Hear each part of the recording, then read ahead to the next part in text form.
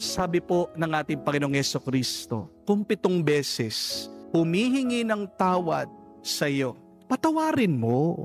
Ang ibig sabihin ng Panginoon natin dito, handang magpatawad. Handa kang magpatawad. Mabilis kang magpatawad. Sanayin mo maging parte ng iyong buhay ang pagpapatawad. Mahirap magpatawad kung hindi ka sanay. Di po ba? Forgiveness is also a muscle. In order for you to use it, you must practice it. Di ba ang hirap lumakad kapag sanay ka lang nakaupo? Mahirap magtrabaho kung ikaw naman ay sanay na nanunood lang, nagpapahinga. Ang hirap mag-isip at mag-aral kapag sanay ka lang na nakatunganga. Kaya nga po ako nabibilib doon sa mga ibang lasenggo. Bakit? Nakakaubos. Case ng Red Horse.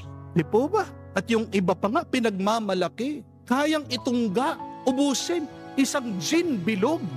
Pero kung ako po ang papainumin nyo niyan, mamamatay ako. Bakit? Di ako sanay eh.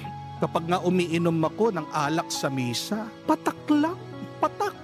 Sanayan din. Ang pagbibisyo, sanayan din.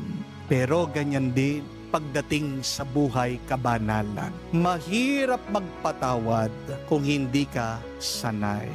So, practice the art of forgiveness. Kahit na hindi pa lumalapit yung tao sa iyo, kahit na hindi pa siya humihingi ng tawad sa iyo, please pray for that person.